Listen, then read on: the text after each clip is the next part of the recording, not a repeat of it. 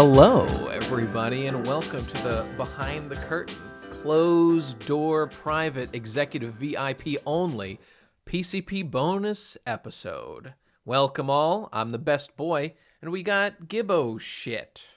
Hey, it's Clean me, that privy. King in the middle. King of Tom the Oliver. king of the halfway. Tom Oliver. There he is. I'm all about Team Night King. Go dead. I'm dead inside, so I always related to him. You know. That makes sense. I like the people who are morally dead inside, personally, like Littlefinger. Like Always my everybody favorite in the show character. except for John.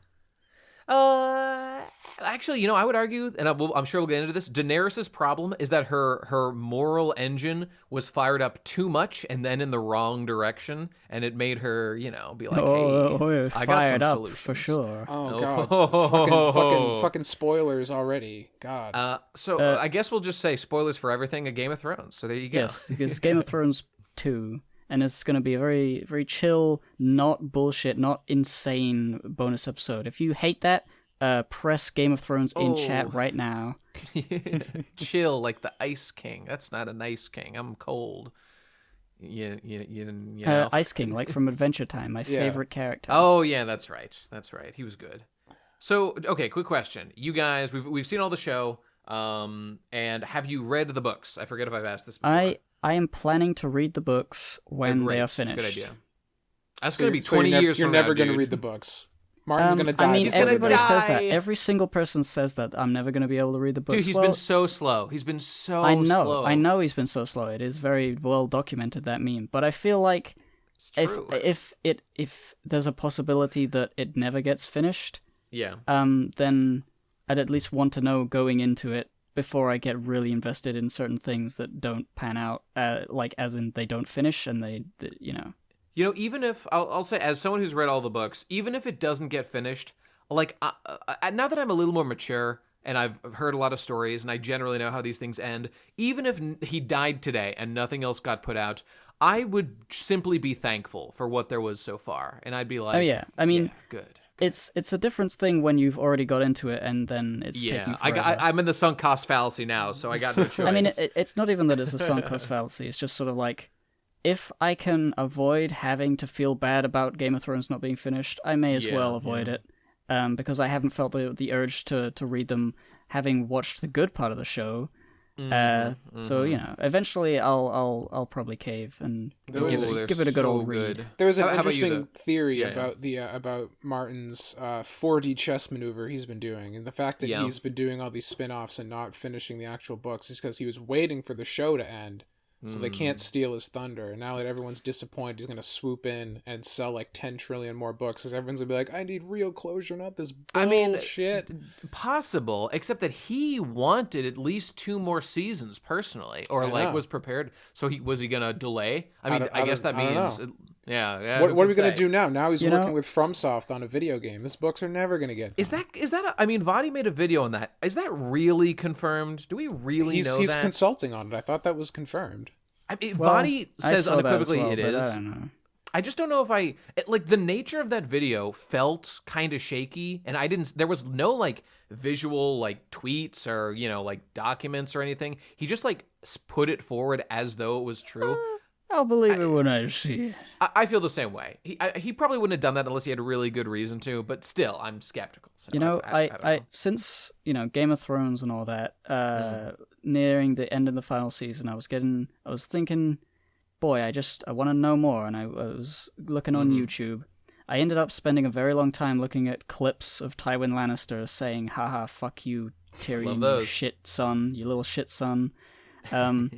He's the and best then one. I got on to George R.R. Martin interviews, and there was this one with him and Stephen King, where George was like, so how do you write so many pages a day? Don't you sometimes feel like you're writing something and you think it's good, but it's not very good, and then you're not sure, and it's like, oh, you're having anxiety, and you're like, oh, geez, maybe everything I'd done is a mistake, and I was just lucky, and it was like, oh, geez, and I was like, wow, lol, this fat Superman is just like me.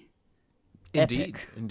And I bet Stephen King, I think, has the opposite philosophy of he's not like a shitty writer or anything. Yeah, he but responded he by writes a ton. saying he responded by saying, well, I just I see it as work. I do 6 pages a day, and then I that's what I do. And George was like, what?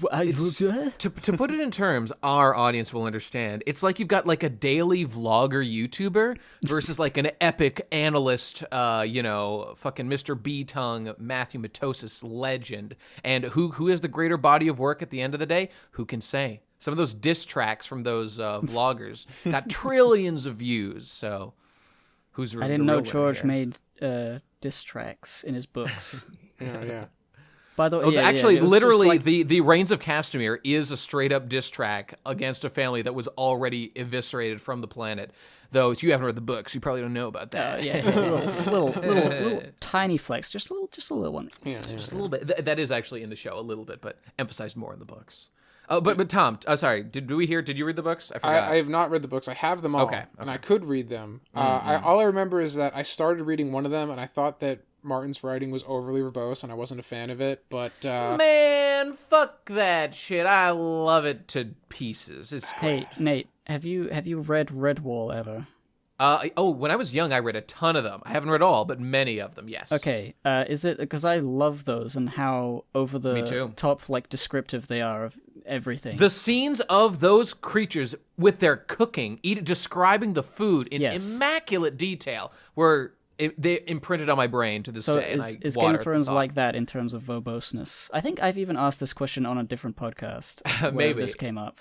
I honestly can't really remember. I would probably lean towards yes.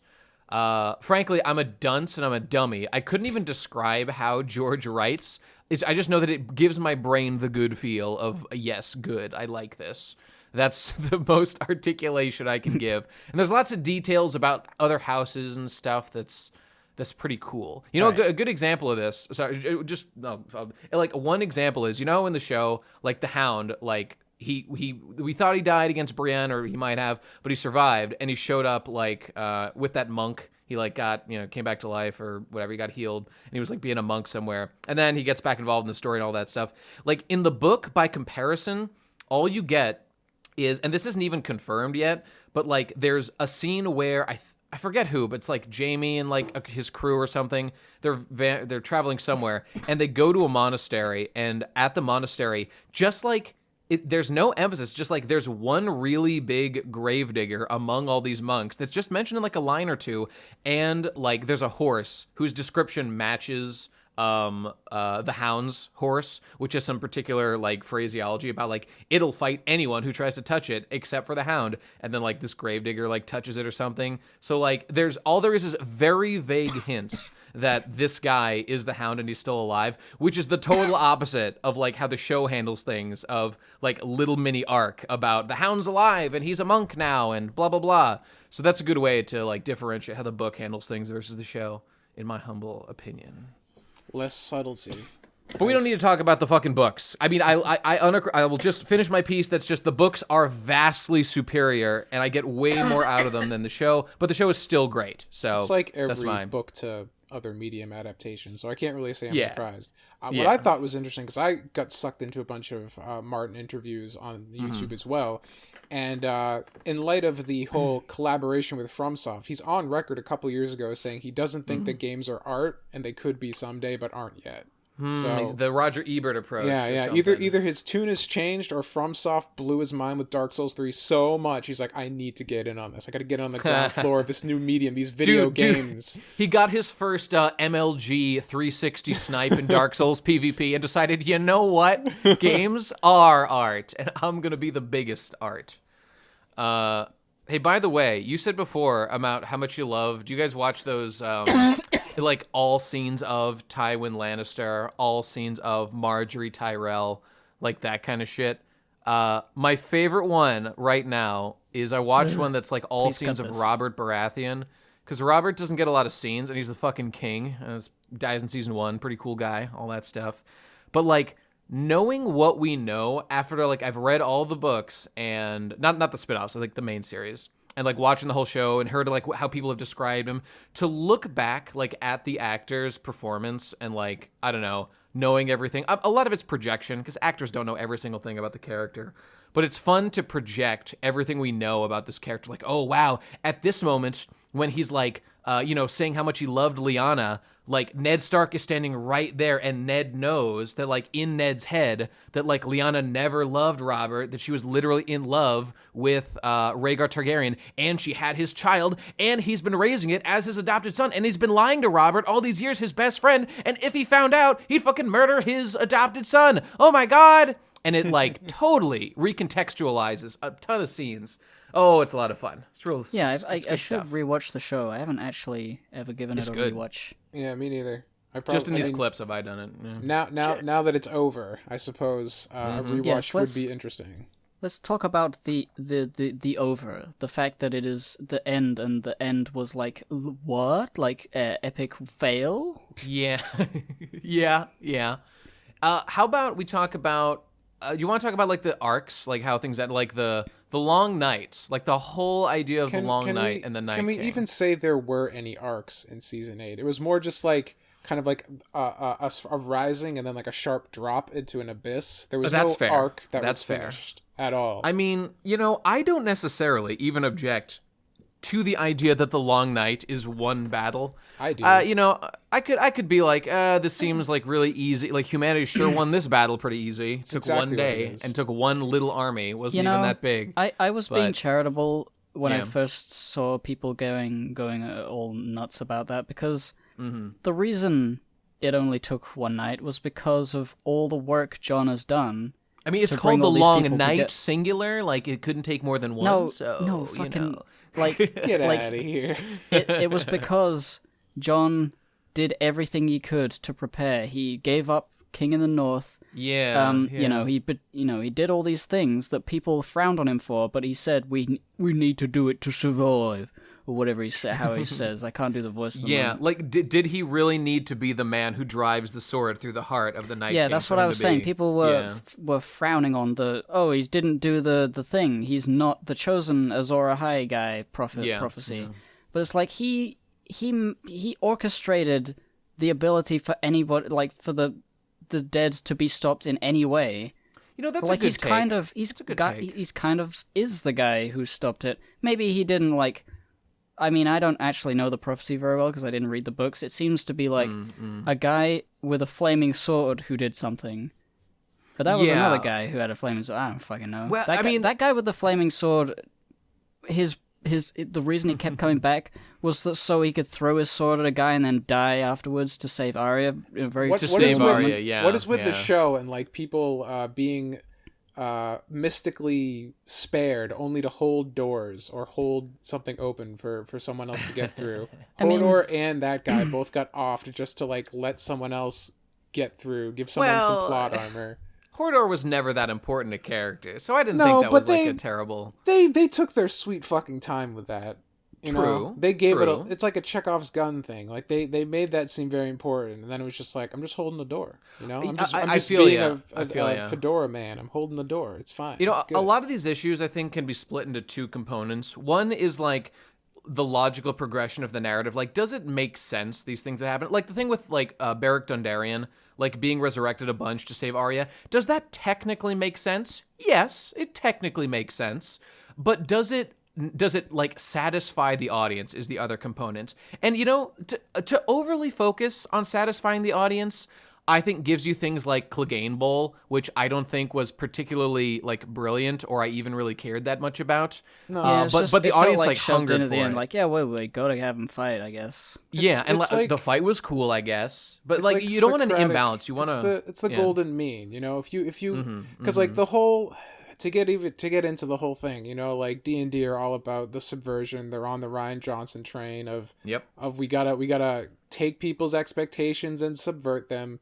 But like it seems this whole camp, whatever you want to call this ideology that's like in a lot of people's minds in Hollywood right now, like subversion is supposed to surprise and delight, not just surprise. If you don't get that second part, it just feels well. stupid.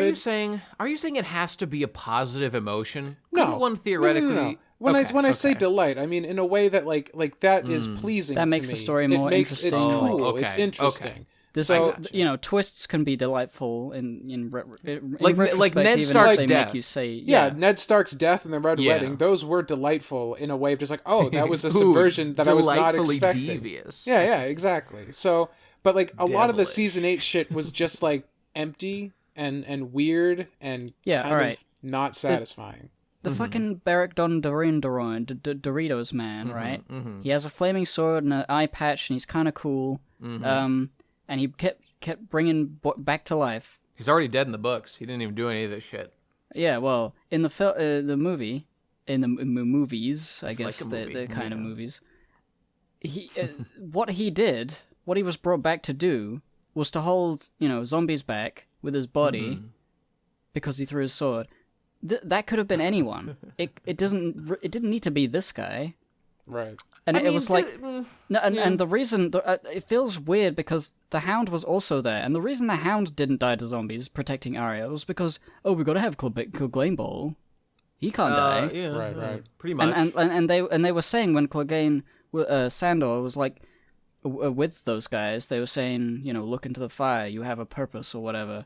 The Lord of Light has a purpose. His purpose was to fucking die against his brother, who would have died anyway. Yeah, was to stop a zombie. He helped Arya, I guess. You're touching on my biggest problem with the entirety of season 8 is that they had this like huge, rich narrative full of like all these interesting plot threads that were unresolved, and they either went nowhere satisfying or were completely ignored. The Lord of Light never really explained, never really given any satisfying conclusion. Like the Lord of Light, what did he do? He lit up Dothraki torches. And they all correct. And they all died. And then they respawned in the next episode. Yeah. So it's just like, good job, dude. 10 out of 10. So it's and the prophecies and stuff weren't exactly followed through very well. Arya's whole arc kind of falls apart where she doesn't get the vengeance at the end. And like that was like a good moment between her and Sandor, sure. But it does kind of like undermine the entire point of her character. Right. And there was an interesting thing because I've been watching a ton of videos about this and stuff, because like I was very unsatisfied. I wanted to be like, is this just me? And then I realized the whole internet was mad. I'm like, it's not just me. Yeah. But it's just like, revenge is kind of a thing that's fucked over everybody in Game of Thrones. Like if you're going after vengeance, that usually comes back to bite you in the ass. It's kind of like an underlying theme in the show. And Arya's entire arc was about vengeance, and she just became a badass and nothing bad happened to her. So she stopped being a revenge boy at the end, though, I guess. So maybe that's her redemption. The thing was with Arya, right? Is she was training to be an assassin, and it was making her less human. I mean, the whole thing about her being no one. Right. And she rejected that idea. She didn't go through with it entirely, and she fought against them and then ran away right at the end when she killed that other girl. She's like, I am not no one. I'm Arya Stark. Remember when she cut that home. fucking candle? Oh yeah. Yeah. It was cool, and it was like, yeah, she's halfway to becoming no one and becoming like a nameless killer. A human consumed by murder and assassination and stuff.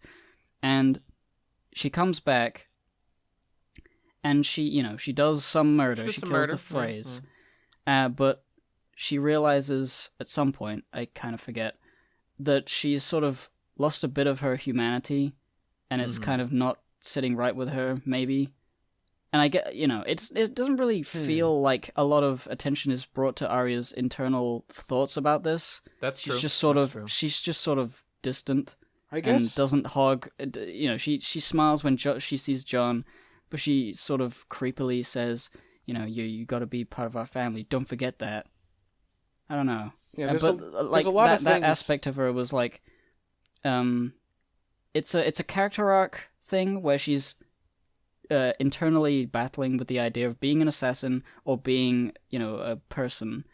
And she ultimately chooses to fuck Gendry and be a person rather than be an assassin and kill Cersei. Except she kills the Night King as well. I don't know. That guy wasn't even a person though. So like, is that good? That guy feels like sort of a side tangent to her arc. It really had nothing to do with what she was going through. Because like like it's interesting because the way I interpreted the whole arc with the faceless training and stuff like that was that her rejecting it was almost a bad thing, because again, like, she decides that her desire, her personal like obsession with revenge was more important than this, and her like, that was, I always assumed that shouldn't was a even be framed thing. that positively. She chose to be kind of a personal, vengeful killer for her own. So yeah, like, even that isn't like positive. The arc of the faceless like training, I thought, was like her learning to let go of these not irrational, but like dangerous attachments to a phase of her life that's over, right?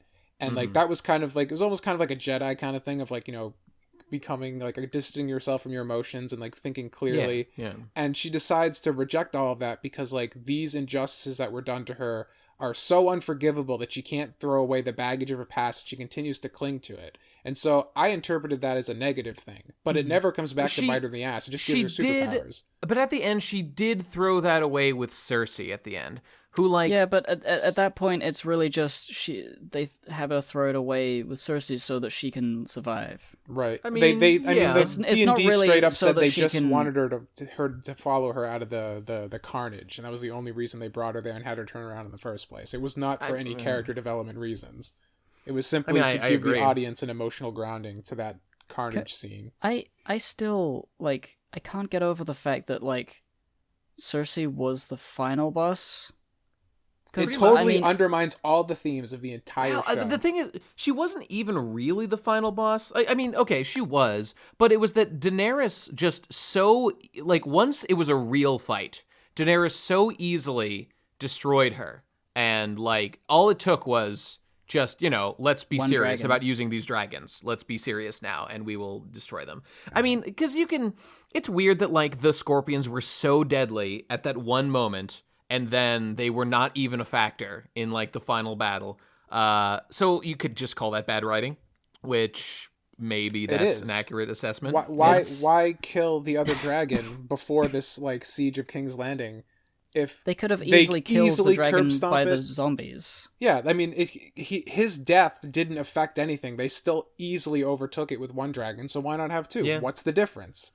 I mean, I guess the thing we got as a trade was that one moment of shock when they just suddenly... And I was shocked. That's the entire problem. There's the whole... Everything in Season 8 feels like it was written for shock value and not to satisfy the plot that they had been set up. Oh, wait. No, guys. There's a deep metaphor here. Because Jon had ridden that dragon, and, like, that dragon, like, represented Dany's bond with Jon. Oh, yeah, and by, like, killing that dragon, metaphorically, wasn't it convenient that when Jon first gets off the dragon, he's like, man, horses are ruined for me forever now, and then in the very next episode he's like, yeah, I'm just gonna ride a horse. Dragons freak me out because that dragon's about to get killed and I can't be on it because that would be really inconvenient. So I did think it was weird he wasn't riding the dragon. I was wondering why. Yeah, now you know. It's because, like, well, that's it's very, that's the whole the whole season. Like, it is rushed, right? It was 6 episodes. It was supposed to be 10 plus another season. They wanted that Star Wars money because they're doing an entire Star Wars trilogy for Disney now. So they want to wrap this shit up as quickly as possible. And the big problem for me is that Season 8 completely kind of derails the underlying theme that's been going throughout the entire show of this whole thing of, like, the show is called Game of Thrones, but the books are called A Song of Ice and Fire. And the whole idea, I thought at least, and maybe people would disagree, is that the Iron Throne is a distraction and it doesn't matter. Like we're all sitting here squabbling over this bullshit while this huge existential threat from outside is coming to destroy us all. And if we can't get over our petty differences and stand united against this exterior threat, we're going to be killed. And so the Night King is the end game. And that, and, you know, and like, Nate, you had said that, the battle only lasting one day isn't a huge deal. It was a big deal for me because, like, from the very beginning, they're talking about how this night lasted for, like, years and years and years, and, you know, kings died in their castles, freezing to death because, like, there was just all this fucking bad shit. Like, they sold the White Walkers as this undefeatable force, and then in one day, one night, they finished the entire job, and it just feels like the entire mass of all dead people are one pointy Goyle. Yeah, so it's just like because, like, what happened by having the Night King be defeated in a way that is, because, like, again, with the Night King defeated in Winterfell, how did the White Walkers affect the plot? at all. They had no effect on the greater story. You can They deleted one dragon, thus driving Dany closer to the edge where she inevitably snapped over, maybe? I mean I guess that's it. It's so fucking no, flimsy, honestly, that everything that happened in season 8, like, the problem is, okay, all the plot threads, everything was sacrificed, and now all that most of it meant was simply a strain on Dany's psyche. That's what it all amounted to. That was Jorah's death. That was everything that happened in the north, losing all her forces, losing Missandei, blah, blah, blah, all this shit, losing both of her dragons. All that was just psychological pressure on Dany. That could have worked if we had more time to really flesh out the transition from Dany, Breaker of Chains, to Dany the Mad Queen. And I like Dany going bad, but like everyone in the world, I think, has said this, that like it was done too fast and it was hard to swallow and it was weird. Yeah. And like the problem is by having that be the final thing for the season is that you abandon the entire narrative or thematic thrust of the whole series. Well, Tom, because sorry, here, finish your point. I want to respond, though, because I have some thoughts on this. I mean, because in my perspective, the White Walkers are like, okay, so either the White Walkers win and destroy everybody, and like because everyone was still obsessed with the Iron Throne, and so the squabbling never ends, and this force comes in and just destroys them. And so like the message is that, stop being retarded and small-minded.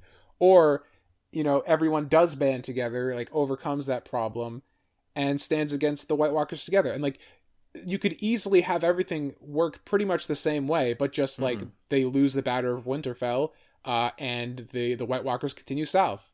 And then, you have a couple of your main characters and what remains of Dany's forces, like, move down to try and make another stand there. And everybody unites there. And, like, you have a final battle of some sort there. And maybe the Lord of Light comes in at some sort. And, like, that's how Jon, like, really fulfills his purpose. And you realize why he came back and all that kind of stuff. So, like, by not having either of those things happen, it's like the entire kind of thematic foundation of the entire show is kind of questionable now, because the whole White Walker metaphor just didn't amount to anything. It didn't matter. Like, you could take the Longest Night out of season 8 and most of it still makes sense. It's them just going directly to Cersei and nothing changes. Well, Tom, the reason that I'm more forgiving about this particular issue is because for a while I've agreed. Obviously, the Night King and his forces and whatnot represent like death and like the existential forces that exist outside humanity, and like we should ally to battle them. Like that CGP Grey video about the giant gray dragon that we just accept as part of life. Like we need to beat death eventually, or whatever, something like that. So that makes sense, and the idea of coming together to fight it is reasonable. The thing, though, is I've always thought that metaphor was a little bit too obvious and, frankly, kind of boring. And what I've always thought, or rather, like, when I think about this, I've thought that, like, okay, beating the White Walkers with everybody coming together and, being best friends, like, okay, cool. But that, for me, that does nothing to instill in me a feeling that, like, now, because, like, I've always thought that Game of Thrones is more complex than that. It's been political intrigue the whole time. So, like, just because we beat, this big force, let's say a bunch of our heroes survive, everybody else is dead, whatever, like, that in no way addresses how will humanity go back and settle its issues beyond once we've defeated this large existential force. And it's like, to me, the White Walkers function in the same way as, like, in Watchmen, when, in the comic, like, it's a man-made alien force or whatever. In the movie, it's just Dr. Manhattan or whatever. But, like, all it is that, like, a veil is pulled over the eyes of humanity. We suspend the discussion of, like, philosophical questions of, like, how are we going to live together as people? And instead, we regress, in my mind, to the lower level concern of existential force, we all need to fight together. If, like, eventually, hopefully, you overcome that obstacle, you would be up at the higher level concern now on, like, the Maslow's hierarchy of whatever, of we have dealt with the threat, now we need to figure out how to live together. And, like, to me, that, like, I find that the more interesting question. So while I don't think we should discount your point, I think that, like, the idea of what happens after is just kind of a more, like, grounded and, like, realistic concern. I mean, I think both are valuable for sure, but this is why, I kind of enjoy it. I don't think we should. I think the after part is probably the most important thing, but we can't get to that after question if we never get to the first part. We never nobody ever comes together, so you can't answer the question of what do you do after that. I mean, the only person who's bad here is really come Cersei. Together. I kind of think that the Night King being dealt with is not like inherently, like as in first, is not inherently a bad thing. Obviously, the way it was portrayed and certain character arcs being like, huh, what? Made it harder to understand why they did it like that. Obviously, as a spectacle, it was cool. But I do like the idea that it's not as obvious as the ending of A Lord of the Rings, where it all culminates in a big battle, like everybody marches on the gates of Mordor and they all just good wins. Fuck around. Yeah. Yeah, it's like, it's fine when that happens, but like George R. R. Martin was saying, like in interviews, like he didn't want it to be typical in that way. And so I feel like... They say Game of Thrones is like a response to Lord of the Rings, kind of, or something, so... Kinda, yeah. So like, to deal with the threat and then realizing that what's worse is like, oh yeah, we've saved the living. God, I sure wish the living weren't so fucking annoying. Like, all these fucking human beings are the worst, and they're evil, and they're manipulative, and they go crazy, and it's like, I think that's pretty cool of an idea. It's just, in terms of, like, the political intrigue, so much of it is lost. Like, it's basically That's just like true. That's true. All it is a love story gone wrong. Dany feels betrayed by everyone, and she's going, like, Hollywood mad, and it's just sort of clumsily executed. It's not as smart as it used to be. Obviously, Tyrion is stupid. A dunce, a fool, a complete baby idiot. brain. Varys made huge mistakes that he wouldn't have made. Littlefinger got cucked. Littlefinger should have won the fucking Game of Thrones. This is bullshit. He's been shafted for the entire show. Everyone's supposed to love Littlefinger. They simply fucked up his character and they don't understand. And fucking, but whatever. the best character. Euron Greyjoy just annihilated the entirety of Dorne and the Tyrells, so that we don't have to think about writing anything that Olenna Tyrell is doing. What a shame! It's just She did. They got rid of so many characters, so many players that could have made the final confrontation with Cersei Remember interesting. that fucking King's meeting, and it's like, who are these nibbas? I don't know any of these people here at this big meeting deciding the next king. But whatever. And it's just fucking they got rid of so many characters, and then they were left with like less than 10 main characters. Yeah, for sure. And one of which was the Mountain, who didn't fucking say anything.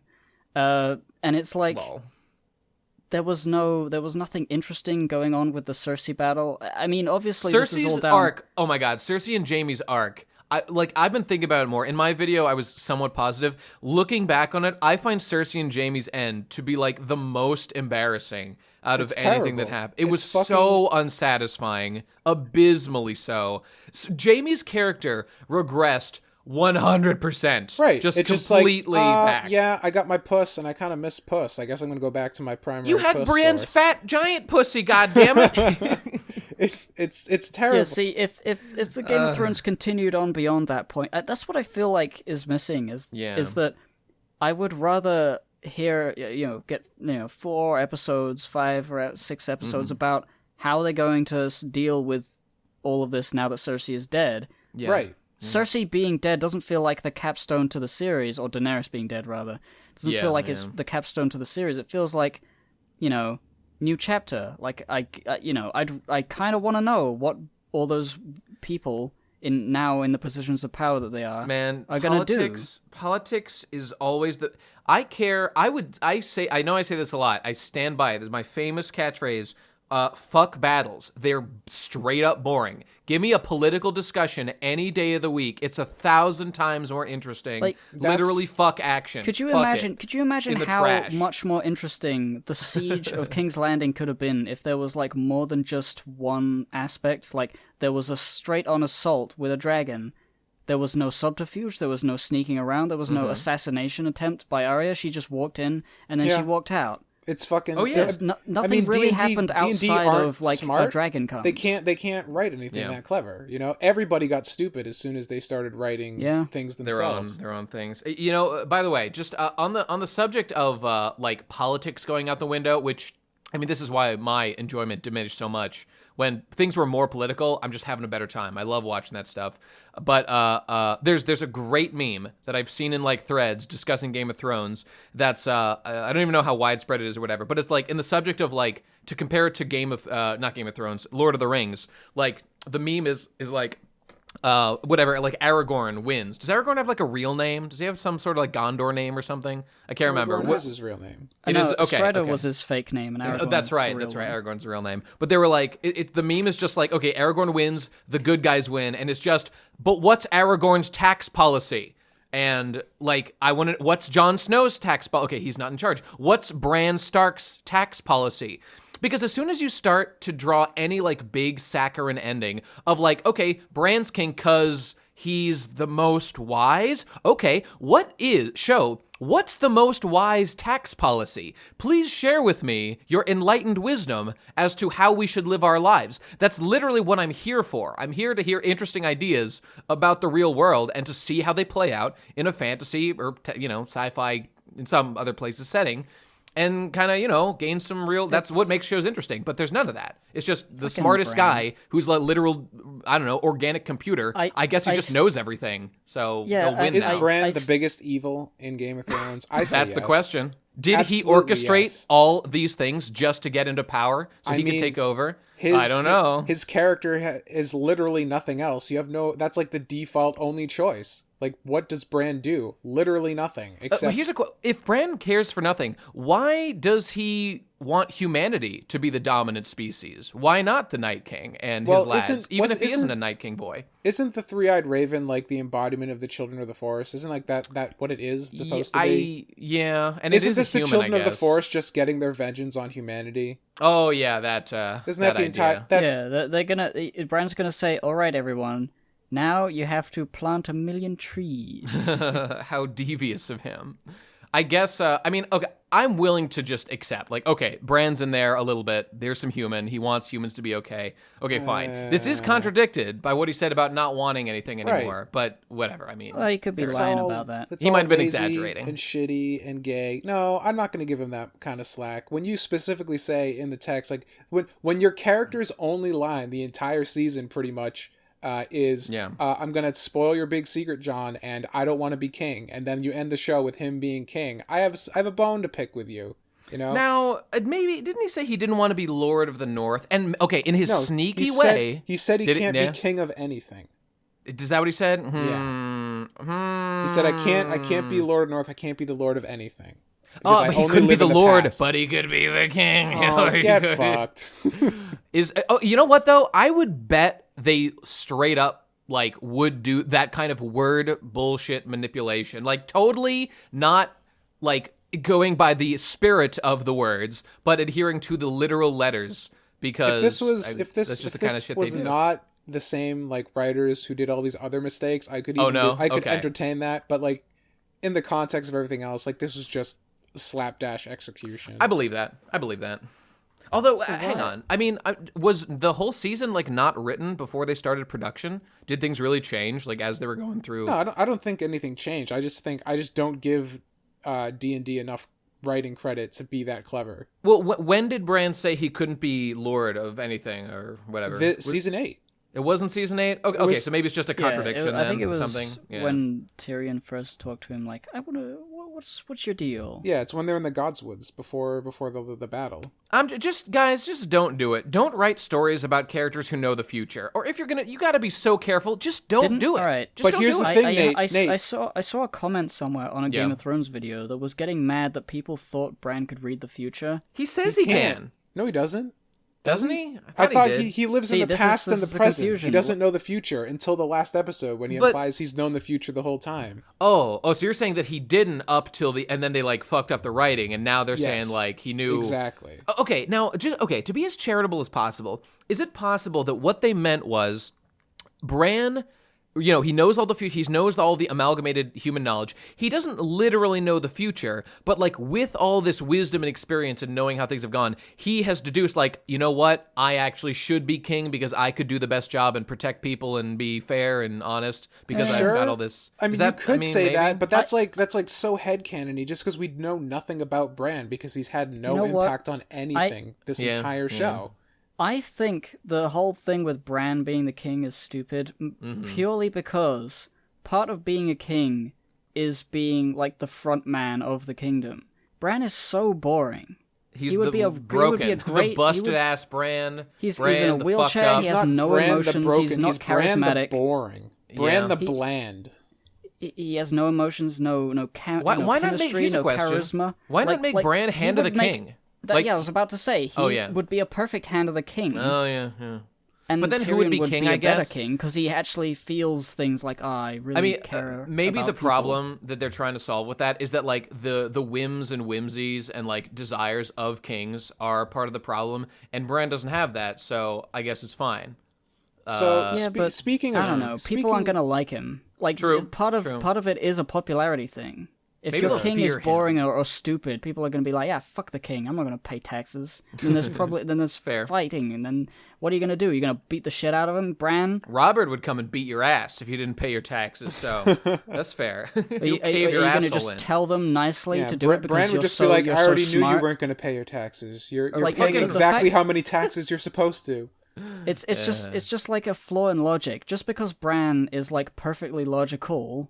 doesn't mean that his constituents are like all the people of the kingdom are just going to follow his orders because he's logical. They're emotional as well. Isn't like Game of Thrones like said multiple times that like being good and wise and all that shit doesn't fucking matter? Like hasn't there been a lot of plot threads in this story saying that like that shit doesn't get you very far and you gotta play the game?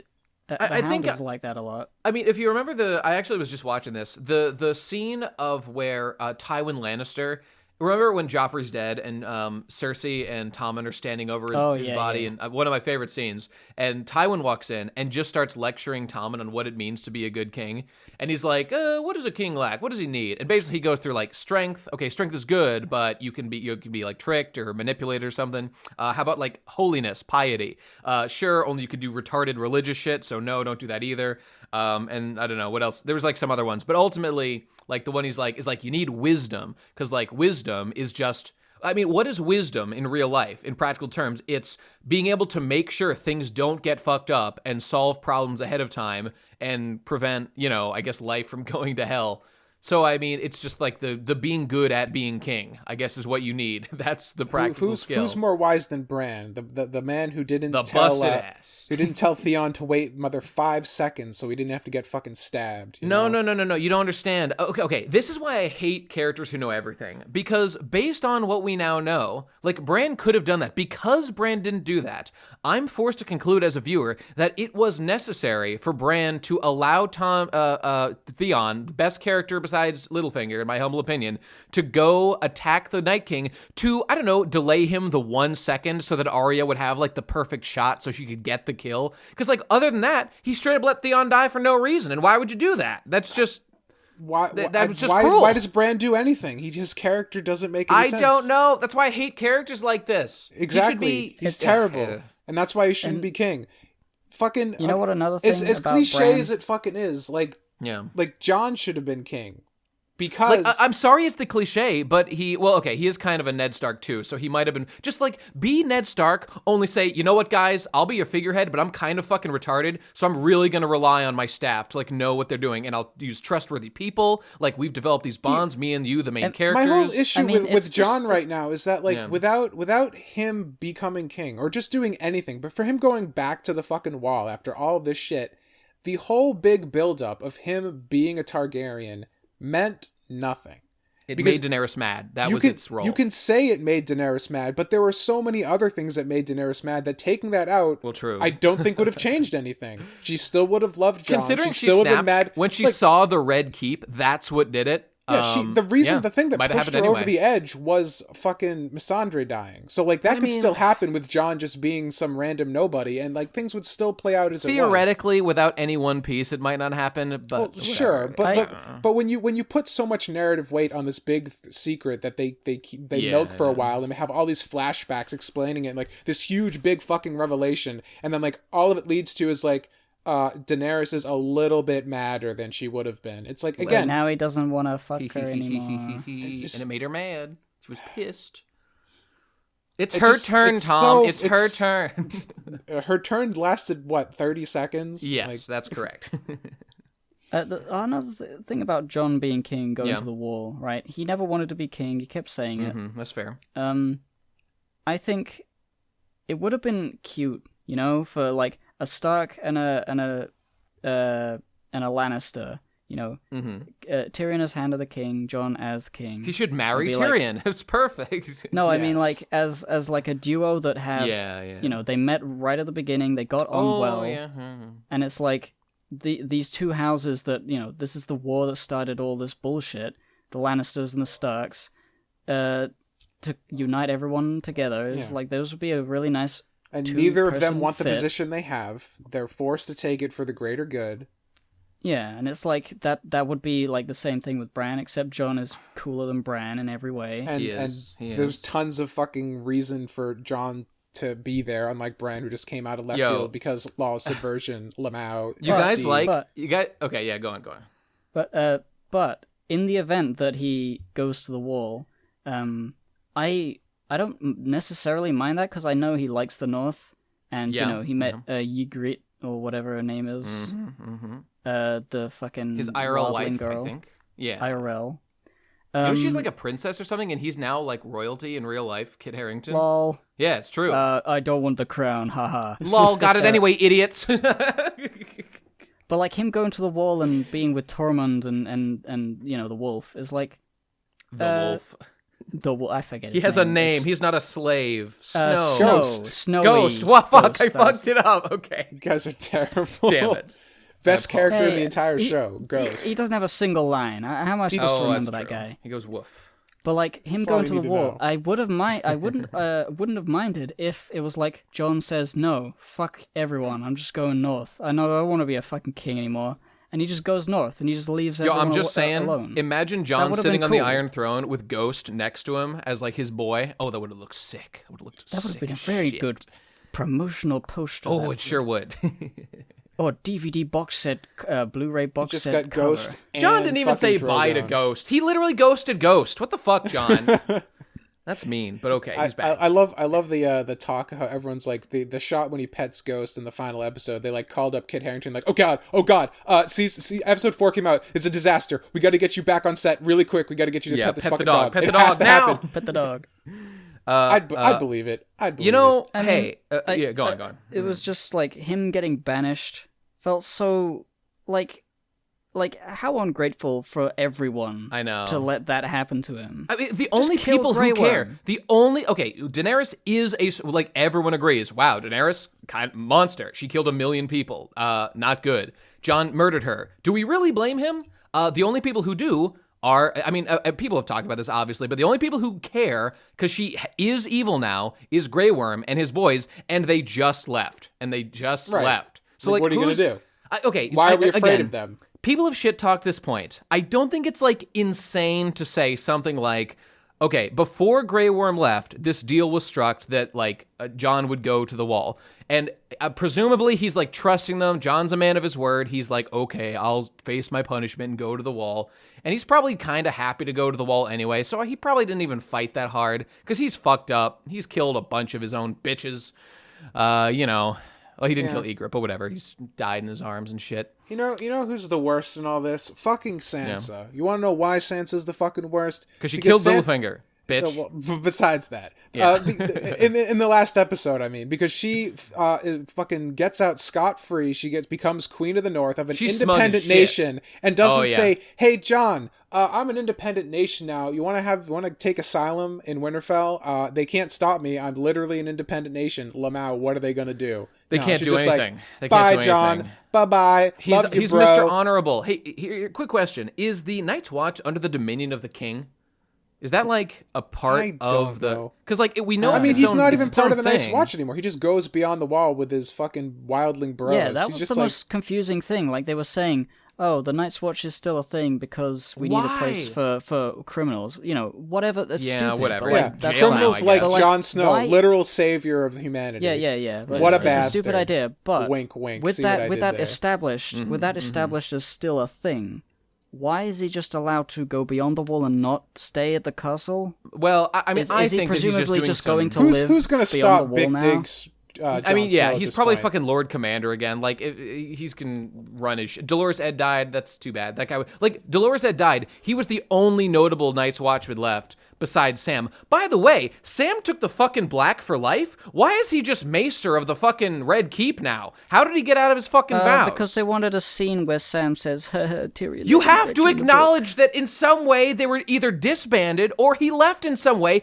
You're literally never allowed to leave unless you fucking die. Remember how that was a big deal with Jon fucking Snow? Well, then again, if you watch closely in episode 3, Sam definitely dies like 4 times and somehow just comes back to life. So it's fine. He already he's fat. His watch is over. He's fat, and the blubber just the zombies just bounce right off. That's true. It's silly business. They had to have someone come in and be like, "Hey guys, it's a song of ice and fire." Wink, wink. Yeah, he said the words. Hooray! You know what? That scene specifically was like. I kind of liked it, but I hated it at the same time because I knew it was fan service. It's just like, here's all of the characters that could possibly kind of be in these roles, and it's a king thing again, but they're all like vagabonds and strange people. Best character in the show, Bronn, Lord of Highgarden, one of the great lords of the fucking Bronn. Get the fuck out of here. It's. I like his accent, so I don't mind him. But so annoying. He's the Lightning of Game of Thrones. He's the fucking who's a forced meme character? Lightning from Final Fantasy 13. Lightning from My Little Pony. Lightning from Cars and Cars 2 and Cars 3. Bitch. That's the one. There's someone else who's like a better example. He's the fucking Poochie from Simpsons, and I hope he dies on his way back to his home planet. But yeah. Of Highgarden. We got fucking Bronn, Master Coin. Yeah. Davos. Not a good person to be Master Coin. Davos is appropriate. Smuggler. He should be here. He's a good boy. I mean, yes, he is a good boy, but it's just I was just amused at the fact that like a smuggler is now master of ships. I loved how they hung a lantern on him being at that big meeting. He's like, I don't even fucking know why I'm here. I don't think I get a vote, but I'm here. That was funny. Except the problem was, why didn't Brienne also say, I have no authority whatsoever. Why do I get to vote? Because she has no authority. Why is she voting? What?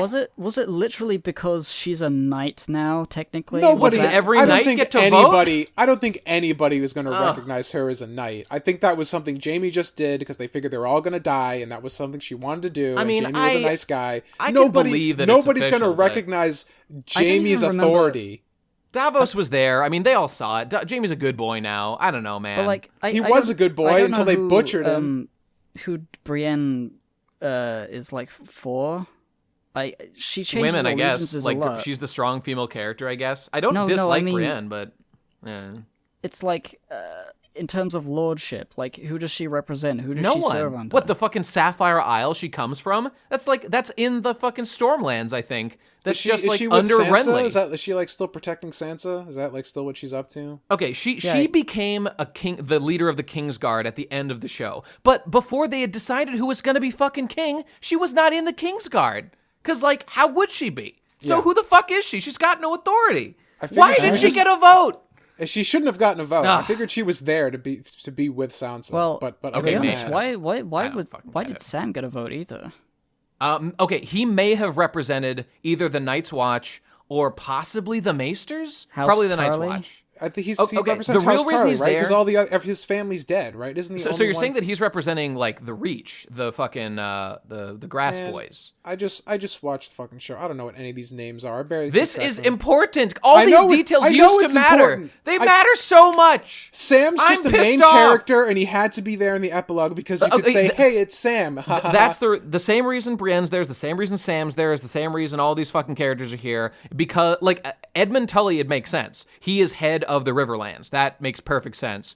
All these other fuckers are just characters that like we know. That's the only reason they're there. Well, Yara is king in the Iron Islands. Well, okay, Yara's fine. She's leader of the Iron Islands. That's fine. And by the way, I'm sure you guys have thought the tit drinking boy. What was his name? Oh, Podrick. Wait, he didn't get a vote, did he? No. The guy from the Vale. What's his name? From the Robin, little Robin Aaron. That's right. Yeah. He is Lord, so he gets a vote. That's fine. That's fine. The Dornish prince was new, and we'd never seen him before, and we'll never see him again. Yeah, we needed somebody, I guess. I mean, whatever. I'm prepared to accept that, I guess. By the way, guys, I'm sure you've thought of this as well, but like, okay, during this discussion, North secedes. This was not agreed upon ahead of time. Sansa's like, we're doing this, and everyone's like, oh, okay, sounds reasonable. Yara's over here. Had made a deal with Daenerys for the Iron Islands to be free and on their own, and she doesn't even raise as a suggestion that the Iron Islands would be free. The fuck? Why? Because it's retarded is why. Yeah, that's why. This whole show is retarded now. It's like it's just they wanted to have that scene where everyone says I. Here are the Starks, and this is what they're doing. They're so special. Queen in the North. The viewers, they care about the Starks. They don't care. They don't care about the Iron Boys. So fucking Iron Boys are the best characters. Read A Feast of Crows. Theon's chapters are the best. Theon's the best character, except for Littlefinger. Man, I like Theon so much, especially since he's the goodest boy. Watching some behind the scenes thing, somebody said Theon shares the best memes on site. Lol, on I like groups. him so much more now.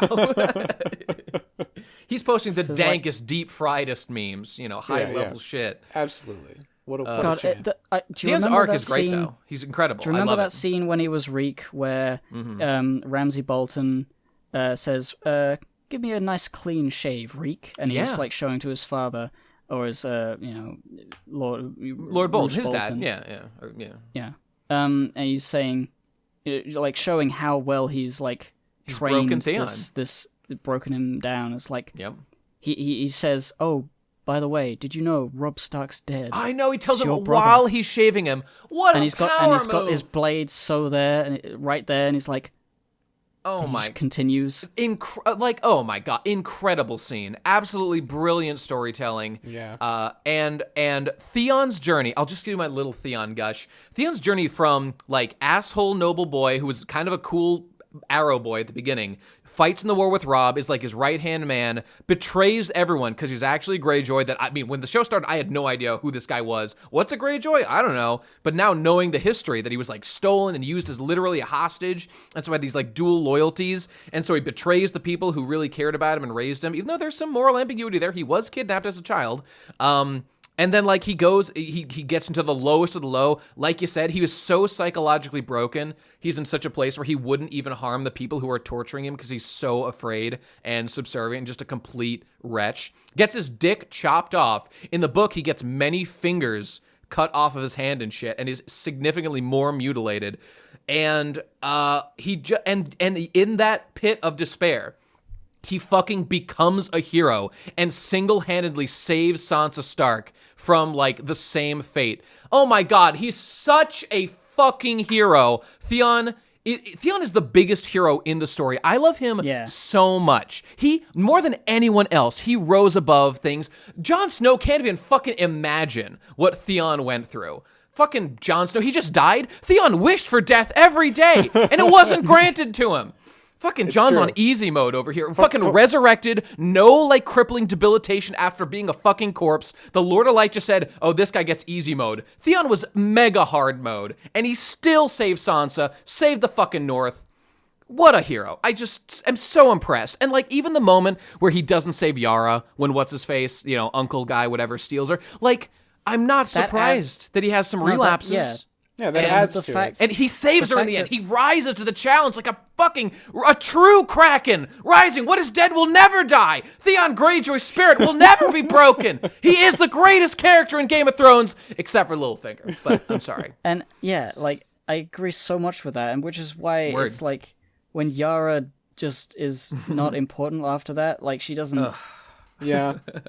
Like, he does. He was the only cool Greyjoy. Euron fucking sucked. I mean, he was the only cool Greyjoy, but it's just sort of like, dude, I'm like watching he cares fucking about videos his sister and as you know, as like a queen and he does stuff, and he does. she gets cucked at the end when Sansa gets the Free Kingdom, and she doesn't even say anything. It's just sort of like, does anybody remember Theon? No, Sansa he's would even forgotten. know that Theon cares. About that. 3 episodes later, and I am forgotten.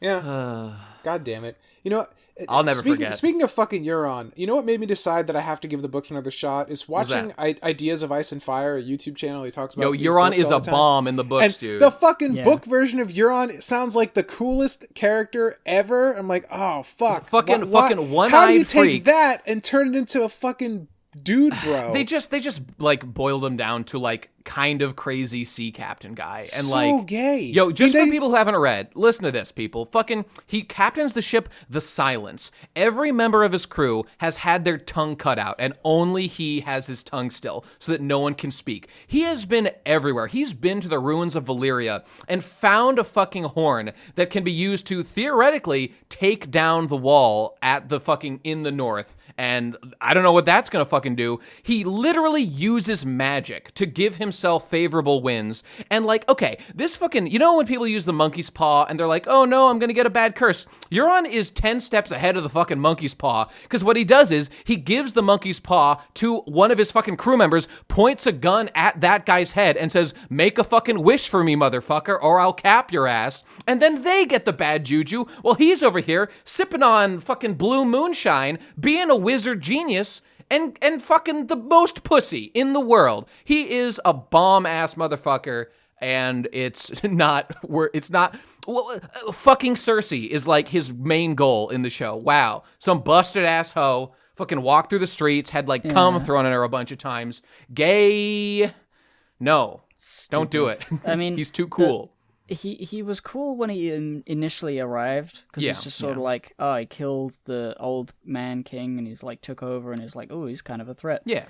But the first time we see him, like, I think in the next season after that, he's like wearing weird sort of leather jacket thing with like black eyeshadow. I'm like, that's gay, bro. That's a stupid look.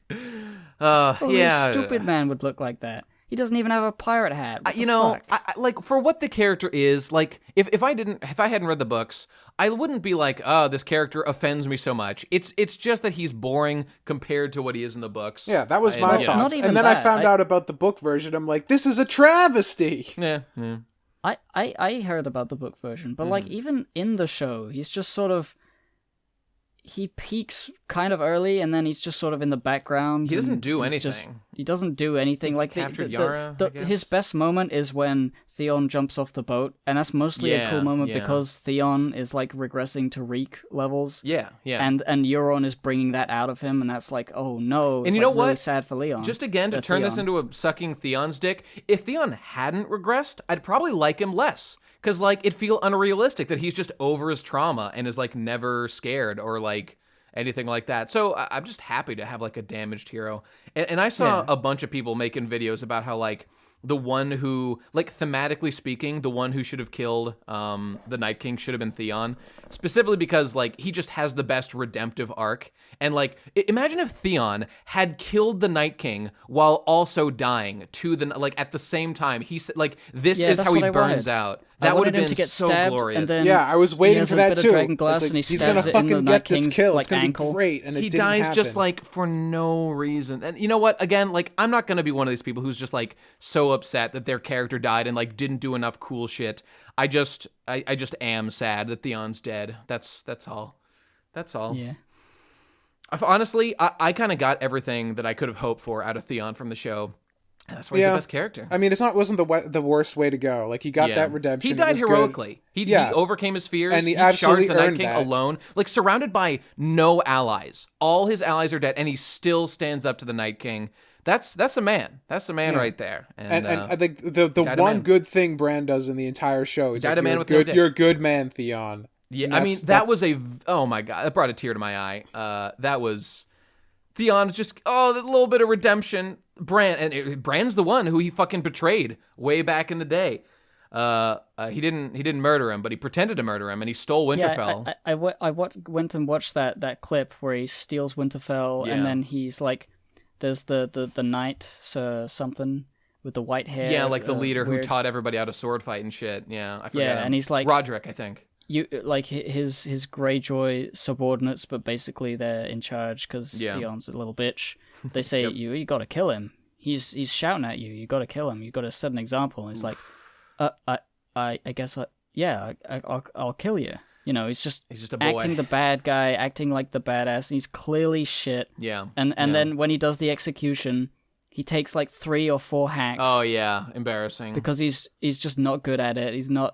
It's just so sad. Like I always talk about in the podcast, like the thing that annoys me the most about characters a lot of the time is when they're set up to be too cool when they like haven't earned it. Theon earned being a hero at the end so much. He went through so much and did so many amazing things, saving Sansa, fighting with the North, like reclaiming his crew, overcoming his fear. He earned it from the lowest position. Sansa went through a lot of shit as well. It's just that she didn't do anything afterwards. Exactly. She was just sort of like cold and distant. Unlike Theon, you don't really feel like she's achieving very much. And maybe that's unfair because she's, I guess, more political. But like I never, even when they like confront Littlefinger at the end, like she says like, "Oh, I've been a slow learner, but I've learned." I'm like, have you really though? Like, what have you really learned? Like you've just lost your innocence, and then you turn into this like smug bitch who feels like she knows everything now. And I'm just like, I don't really buy it. Like you should be like kind of sort of traumatized, but like also like kind of more wise to how fucked up shit is. Because like she goes from like this like fairy tale little girl. I know she wasn't treated as bad as Theon was at his worst. Sure, but like I mean, you'd think that there'd be like, and we see like a little bit of her being like, sure was fucked up that shit that Ramsay did. She doesn't really do anything with this so-called like newfound wisdom. You know, she just kind of like fucks over Littlefinger in a gay way, and that's kind of it. I don't even remember how they got him. The showrunners. They had this like fake thing where like Arya's gonna kill Sansa Lamau, and nobody believed it because it was totally not gonna happen. On the subject of Littlefinger, so he is my favorite character. I think he's super cool. Yeah, he's literally evil, but that's what makes him interesting. But like the way that he was got in the show, like kind of with Daenerys, I get the idea that like what would be Littlefinger's undoing. So Littlefinger was not undone by like failing at being smart or anything like that. He was undone because like the one weakness he really had was that he was too obsessed with Catelyn and then Sansa, and like he didn't cover his tracks well enough and he was like too open with Sansa and revealed too much information to her. He never should have trained her to like be Littlefinger too. Not that I really think she rises to that title, but you know, that's what the show's kind of pushing us towards. And whatever, I don't know. It just it's understandable that he would be undone by that, but kind of just like with Daenerys, it just felt like Sansa didn't like do anything to impress me. It's not earned. Like if you read it on, Bran was there, and Bran just said, "I know everything." That did help, didn't it? Yeah, he did. I mean, Bran just knows like, everything. A lot of these like story beats on paper sound good, but the execution's totally botched. Yeah. And that's kind of like the whole problem with the latter seasons of the show, is that like it feels a lot of the times that frankly every idea can work on paper. Yeah. The conclusion comes first, and then they're quickly working backwards to squeeze it into X amount of episodes, as opposed to letting it kind of develop more naturally and giving the story the time it needs to lead to these conclusions. Yeah, that's true. Like the way the characters kind of teleport more and more as the seasons go on. It's like, okay, because you just need the character to be here, so we'll just put them in the room where they need to be. Varys like travels around the world. That stuff really made me scratch at my head, because there was a whole thing back in with the Robb Stark days where traveling south with an army causes a lot of, resistance and battles and things happen. And when he got to the bridge, to the whatever it's called, the moat the twins. Oh yeah. Then he, there was a whole thing where he had to, like, in order to cross, he had to, marry a daughter or whatever. Like, think about the details involved in that situation. Like, what was Robb Stark's undoing? A very important character at one point in the story. His undoing was he had made a political arrangement with the Freys that he would be allowed to use their bridge and they would be allies. Like if he married one of Frey's daughters. They formed a political allegiance because he was king of the North and she was going to be princess or whatever. And like, it's interesting to note how, like, this was Robb Stark marrying way down on the noble, like, ladder. But they just needed to cross this fucking bridge. They needed the Freys, and this one fucking bridge is really helpful and shit. And so this is already a minor point. And what's undone is that, like, he decided to deviate from this agreement by just marrying some, like, local girl or whatever who he fell in love with. And, like, okay, fair enough. But, like, and it's the insult of being, like, undone by this that made Walder Frey, like, end fucking Robb Stark and the entire, like, and, like, those are very petty small things when you really dig down to it. It's not like, oh my god, like the king himself and his entire army rained down, and like it wasn't like end of the world stuff. It was the minutia. But you really got to plan that shit out, and that's why George R. R. Martin spends like 10 years writing a book to organize this kind of data. Yeah. And that's kind of why I kind of am upset with the way the series kind of wraps up, because a lot of those like plot beats are really kind of working towards the overall theme of that, like, human pettiness is going to be your undoing. And they never really go anywhere with that concept on a larger scale. That's true. They certainly could have done more. But the thing with the thing I was saying with Robb Stark though is like that all that complex stuff happened when he was just trying to march south. Right. But in the later seasons, I just get a boat. Yeah. You're right. You go to the site. You just get a boat. Dude, like then the shit there. About like how did what did they Cersei... do with the bridge? So like, they had to use the bridge again, right? Yeah, I guess they just crossed it this time. Whatever, man. Like fucking Daenerys like, Cersei, just like fucking torches the building and just consider. Okay, the writers are sitting in the room. They're like, okay, Daenerys is coming. She's got like 1 million armies. And they're like, shit, we got a problem. Cersei's actually, like, only got the Lannister army, and they've been involved in wars for, like, 1 million years. How are we going to make it so that the Lannisters can actually stand up to Daenerys' army? And the writers say, like, oh, didn't George R. R. Martin write, like, something about, like, mercenary troops from Essos? What was it, the Golden Company? They're like, yeah, whatever, give them to her. And then a little intern is like, there's actually a problem there, because you have to be able to pay the armies, because they are mercenaries, they fight for money. So why would they? I don't think they would, fight for Cersei for no money, because it's been established that the realm is fucking beggared and has no money. And they're like, isn't there like a bank that like gives out money to people? What was that? The fucking Iron Bank of Big Boy? That's Bravos, sir. Get those bankers over at the Iron Bank of Bravos to give them the money to fund the Golden Company. And they're like, well, actually, sir, the Iron Bank of Bravos only gives money to causes it thinks will be able to pay it back. And considering that Daenerys has a very large army and dragons marching on, Westeros to take over, does this really seem like shut the fuck up, get me my coffee and get me my daily blowjob. I don't give a shit. This is going to work just fine, thank you. You're bringing up an important point, because like a lot of something that I thought was really fucking interesting from the earlier seasons was the Bank of Bravos, because like we spend all this time, with the Iron Throne and King's Landing, and like these seem like the most important people. And Tywin's like, no, the bank's where all the real power is. And I'm like, ain't that the fucking truth? Ain't that a fucking truth fascinating, bomb? And then such a fascinating plot thread. That whole aspect just is thrown away, and it's like I was kind of like hoping that the bank would because come we up need again. more Bronn scenes, Tom. We need more Bronn scenes. He's got the high Q factor with the audience. We've got to up him for merch, for Funko Pops, Tom, for Funko Pops. Damn you! We ain't making no Iron Bank of Bravos Funko Pops. I don't fucking think so. Bronn, Scorpion, Dragon Boy. Fuck. God. That's what we need. They fucking sacked Highgarden and stole all their gold, and then they have enough. Oh yeah, that too. I forgot they sacked Highgarden. Yeah, okay. Oh, you know what? Never mind. I was wrong.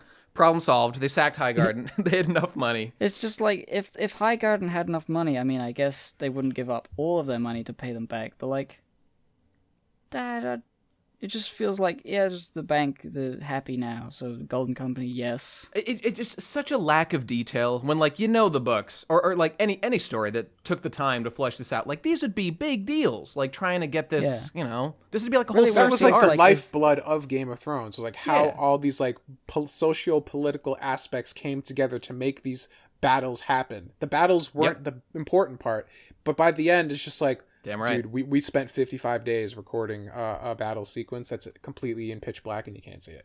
Lol. It's like, yeah, great, excellent. I want to take a sharp left for a second as like the most uncomfortable scene in all of Game of Thrones for me. Arya naked? Arya side boob. Ah, yes. Not for me, dude. No. I was like visibly disturbed by this scene. I was like, no. I mean, I'm all about the tits, but like this is not working for me. Because this is interesting. So I think obviously the issue people have is that we've seen Arya from when she was like 11 or something, and she's grown up, and I guess she's probably something like 20 something now. So certainly legal and all that, but everybody can't help but think about Arya when she was a little baby when they see this scene. Sure. And it. I guess. Fair enough. It's like 90% that, but also just the fact that like it felt forced even in the context of the show at that point. Like it didn't seem necessary. Like maybe just because like for the last couple seasons they haven't really been leaning on boobs at all, and I've kind of gone back to normal. That's true. But it's just I don't know. Like they tended to treat the main characters like not like we didn't see Sansa like fucking full on naked or anything like that. No. So like just having Arya just be like female power, here's my tit. I'm just like okay, all right, this is fucking strange. I don't know. I didn't really have any problems with. I mean, on that front, I didn't really find it particularly forced. I agree that like it's a little more awkward now that the show is doing less sex to have it be like, oh shit, okay. I forgot that it's we do this sometimes in the show. It's weird as well that like it didn't really mean much because Gendry was like a secondary character that was kind of forgotten, and they brought him back just so that he's one of the most important people in the world now. Now the series is he's over. like a lord of a thing, but he doesn't do anything with that lordship status except say I. Correct. Yeah. That's correct. So like, who cares? And also, there's potentially like, oh, Arya's child is inside, like Gendry's child is inside Arya now, like what? kind of. But is that true? Nothing. Well, I mean, like as a story potential, okay. They have the sex, and now she has like the heir to his throne or whatever. Or it's like I don't think that fits with her story arc particularly well. I know it doesn't, but like. Yeah. It's just like the sex means nothing to anything. It represented that she just life. It represented, I guess it did. It was just sort of like, well, I don't have a problem with like the side boob like Tom does. I heard people talk about this. To be fair, like if I had just gone into it raw. Perhaps I would have felt something similar, like Gendry did. But because I'd heard this, I was like pumped, and I was like, haha, Arya's going to show her boob, and I have no problem with that. No, sir. It's going to be totally cool. And I watched it, and I'm like, this is fine. And then it happens. Yeah, frankly, I was expecting more. Did we ever see a pee in Game of Thrones? Episode 1, we see Theon's dick flop out of a vagina. Episode 1 of Game of Thrones. It is glorious. Absolutely. We straight up see Theon's dick. And it's sick. Yeah, well, it's incredible. You can't see it anymore. It's long gone. Oh my God! Was that? I think the books were already well at that point, but when they were making season 1, maybe they straight up showed his dick for that exact reason, because they knew he would not keep it. Jesus Christ.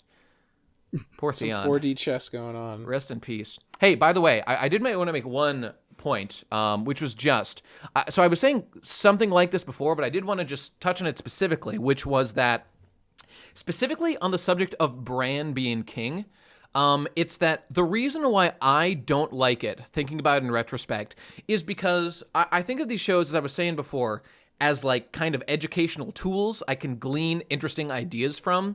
In essence, that's not everything, but that's a large part of why I enjoy stuff like this. That's why I like the political stuff so much.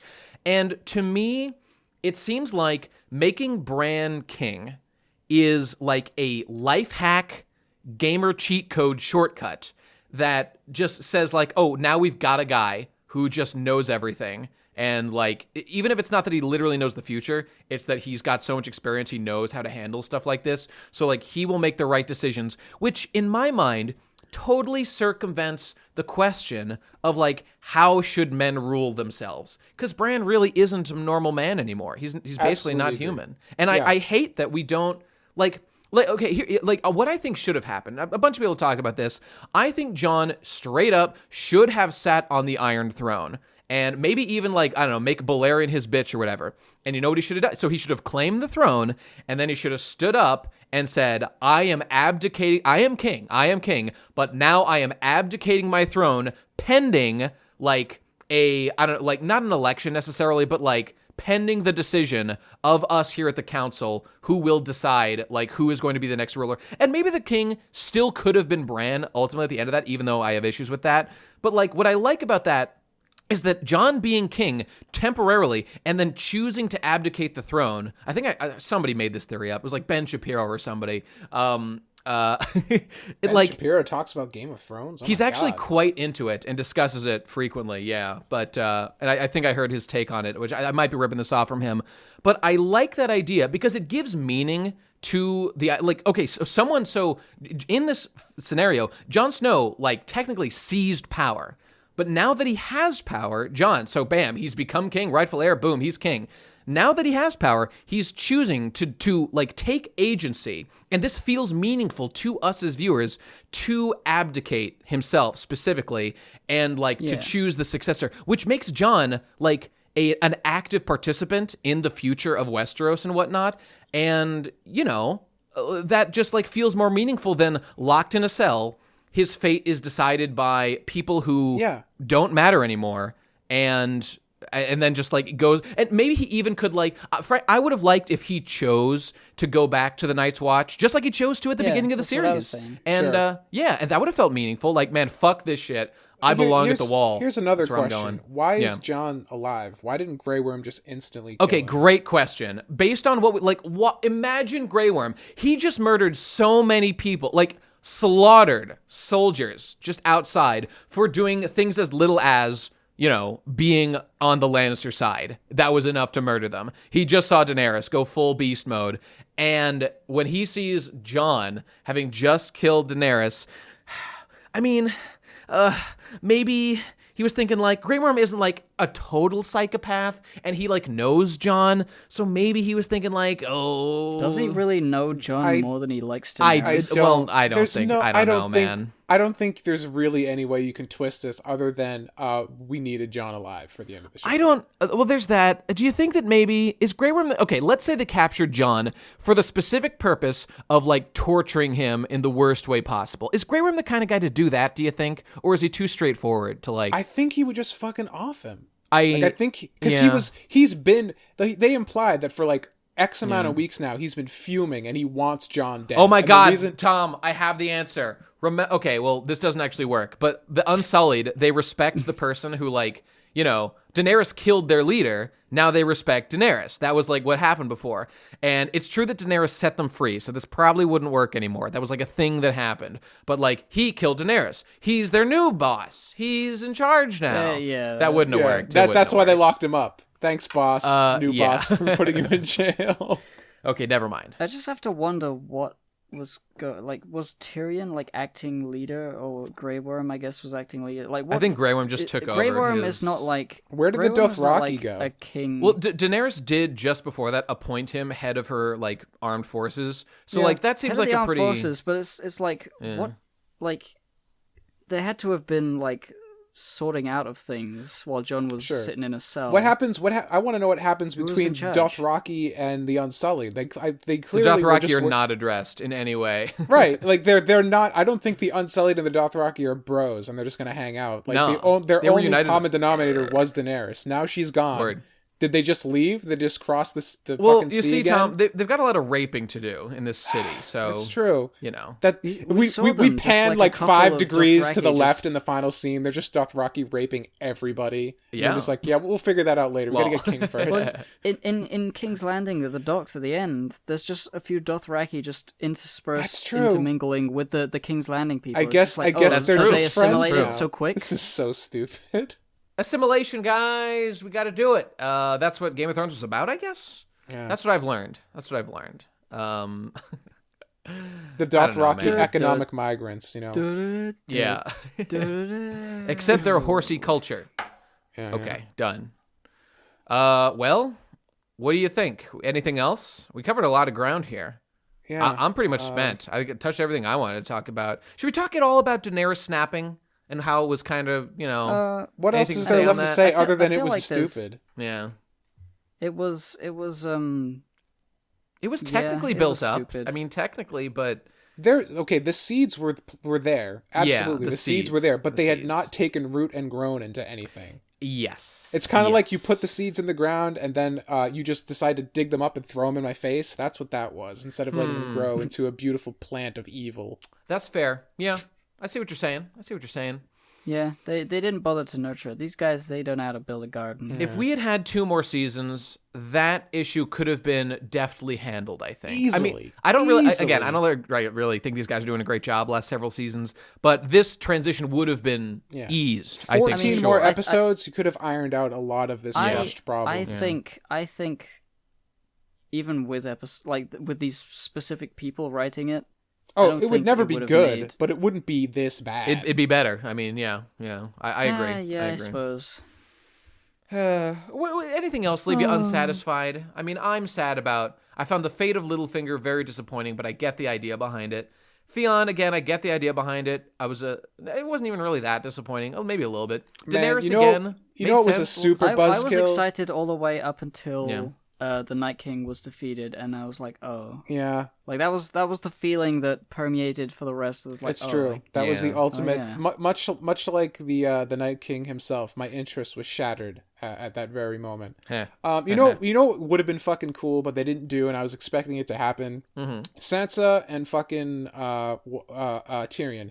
Down in the crypt. Fucking animals, dude. Bareback, raw, unprotected, just disease, riddled. Exactly. Yeah, I wanted to see Tyrion's people.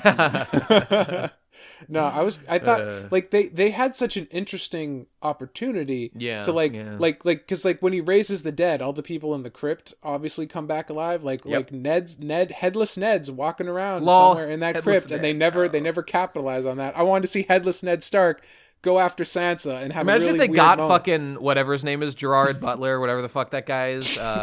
Hilarious. Sean Connery. That's the one. That guy. Yeah. Just holding his own head, throwing it at fucking Sansa, just eating her ankle or something. Yeah, 10 out of 10. Playing a game using of his head dodgeball. as a boomerang. Yeah. Fucking sick.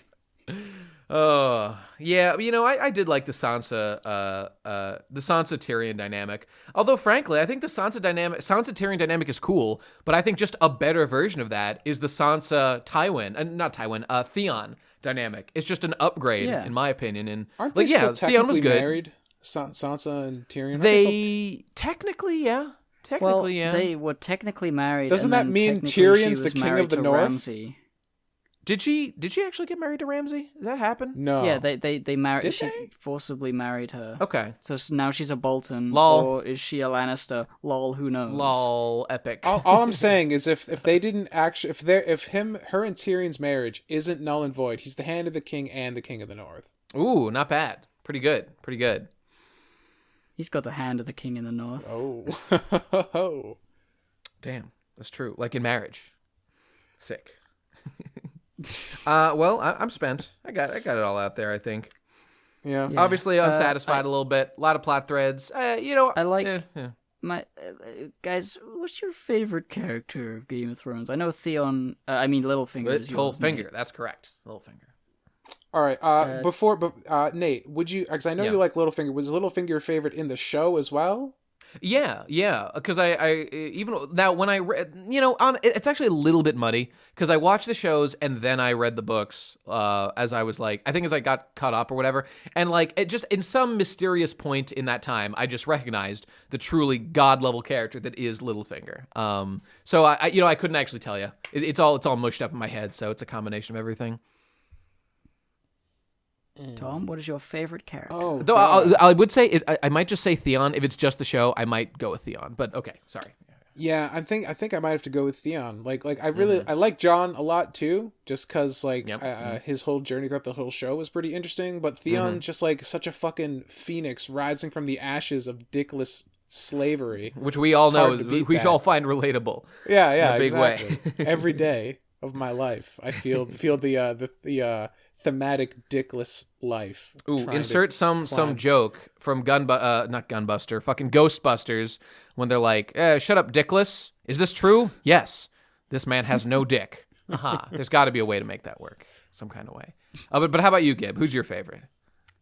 Well, I do love Theon. Is it Jon Snow, King in the North? Jon Snow, King in the North. You know nothing, Jon Snow, you cunt. I think it's a toss-up between Tormund, because he's funny, and Sandor Clegane, because he's also funny. Okay. And they're big, gruff, angry men who like... Well, Tormund isn't angry. He's actually quite nice and happy a lot of the time, so he's cool. But the Hound said, fuck the king. And I was like, hey, yeah, fuck the king. He did. I have a shirt of him saying, fuck the king. I like that line a lot. There's an excellent meme of him and Arya riding a horse with sunglasses on that just says, fuck the king. That's the shirt. Under. That's the shirt. Yeah, I have a shirt with that on it. It's legendary. Big fan. 10 out of 10. He's just like, it's not as clearly, like in the show, the torture isn't known, like it's backstory torture, we don't see it. Yeah. But like his burned face and the way he talks about his brother in that one scene where Arya's like asking him it comes up and it's like, you know, he pushed my head to the fire. It's like she asked why, and he's like, thought I was playing with his, like, he said I stole his toys. Yep. Didn't steal it, I was just playing with it. He talks about his brother like he would like a petulant child. Yeah. And he's a grown man. It was just like, man, that's like deep-seated trauma there. And it's like, he's so fucked up and he's so isolated, isolating people from himself. Like all of his little adventures with Arya and all the people. I just really like that guy. He's just sort of died at the end, stabbing his brother in the eye. He died burning in fire. Am I supposed to be like, wow, how poetic? I'm just like, fuck. That's what they said. Like if you watch because I was gonna say one of the things they said in the like little making of that episode, they said we knew the Hound had to die in fire because like his hatred for his brother had to transcend his fear of fire. And I was like, if you want to go for that, that's fine. But just having him like fall off of a staircase into fire, like in no way did he like stand up to fire and say, "I will overcome." He just fell into a pile of fire. If there was like a raging inferno behind them, they were like grappling or something, and he like purposely like looks into the flames and pushes himself into that, and like they're burning to death in this fire, and he does it on purpose. That's one thematic thing. Could have handled it a little better. Yeah, it was such a fucking bullshit. Yeah. Oh, in God. the shot where he pushes his brother through the brick wall, you don't see any fire. He doesn't see the fire. It's so dumb. I mean, you can presume he incidentally overcame his trauma just right, by pure coincidence. Yeah. Gravity helped out a little bit in overcoming your fears, Fantastic. And as it should be. And even with all that, it's like, I don't know, it feels like... I mean, I love Jaime too. He got cut too, so I don't... There's a lot to love about all these guys. I really like Jaime a lot, and I really was interested in his fucking redemption arc, and then they fucked it up. God damn it. I'll just bring my filthy book lore here, which is that the last thing that Jaime did in the books, the very last action that Jaime has taken in the books, is that he's off in the Riverlands, like cleaning up the end of the war or whatever, still in the books. And he gets a letter from Cersei. And, like, he's grown. He's had his whole thing with Brienne. He lost his hand, whatever. He's been training, trying to improve and stuff, trying to be an honorable man, just like in the show. And he gets a letter from Cersei that's like, Jaime, I love you. Come be with me. Like, I need you to be my protector and my everything. You're everything to me. You're so important. Jaime Lannister crumples up this piece of paper, throws it in the trash, and rides off to go do dope shit with his boys. What a fucking legend. I'm like, that's my Jaime Lannister. That's my boy right there. MGTOW for life. Jaime Lannister. Shit. I anoint him. Yeah. That's hashtag not my Jaime. It's not even like again, obviously the MGTOW thing's a meme, but it's like he should overcome his like attachment to Cersei because she's fucked up and he's going to be a good person and not let her toxicity ruin him. If he had killed Cersei the way Jon kills Daenerys. That would have been interesting. It would have been kind of predictable, but it would have been more satisfying than rubble. And then, hilariously, the next episode, I thought they were alive. goes through the fucking rubble, and if they just stood 5 feet to the left, they would have been fine. And it's just like, execution guys, a little bit sloppy. Yeah, I that whole thing with like, oh, it's poetic that he just couldn't, you know, couldn't stay away. Not poetic, pathetic. But like a tragic end to his character arc. You know, they wanted that. It just seems stupid that he would leave and then immediately come back.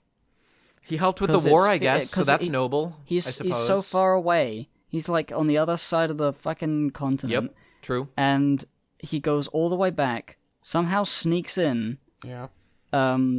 You know, if fucking a character with a golden hand could just sneak into into King's Landing, they should have just brought like an assassin. I mean, they brought Arya, but fucking like Arya another should. assassin. I mean, if we're talking practicalities, explain to me why they didn't simply use Arya, who was already on a stealth mission to go kill Cersei, and just have Cersei be murdered by Arya. There would be no need for the dragon shit. There would be. It's so there's all that silliness to it, but to have Jaime, you know, do his duty and abandon Cersei, only to immediately relapse. Like, it's fine to have some relapse. Imagine being it's that just a bad bit of a weird fuck that it's immediate. Jaime decides to turn tail and go all the way across the country again. I mean, in a way, it's kind of admirable that, like, you know, he felt it was his duty to, like, again, in a sense, I don't like it. And you know what? The thing is, Jaime's definitely a contender for one of my favorite characters. Because just like Theon, he went through the shit. Not as bad as Theon, but he went through a ton of shit himself. And, like, I mean, the thing about Jaime that I like is that he was so pompous and so cocky and had so much going for him. Like, his fall was probably even more than Theon's, just because he started at such a high place of valuing himself. So, like, the degree of suffering he went through, losing his sword hand and going through all that shit, I mean, that's the kind of shit I really like to see in a character, and then builds himself back up. Wait. Yeah. Joffrey. Oh, no, wait. Tywin. Olenna. Fucking, Oberyn Martell. Stannis. Yeah. God, there's so many characters in this show. Stannis' death, like, made sense, I guess. I'm relatively satisfied with how he died, but he did die like a bitch, which was too bad. Just because his forces got dwindled. There's too many good characters. That's true. Joffrey is so fucking fun to watch. Joffrey, man, I still like the Chaos is a Ladder scene with Littlefinger, probably my favorite sequence in the show. And in that sequence, we see that, like, whatever, he gave Joffrey his, like, prostitute, and Joffrey, just for fun, slowly shot her full of crossbow bolts across the room. Oh my god, what an incredible scene. I mean, Game of Thrones deserves props for shit like that. It's a legendary show, even if things got fucked in the end zone. All right.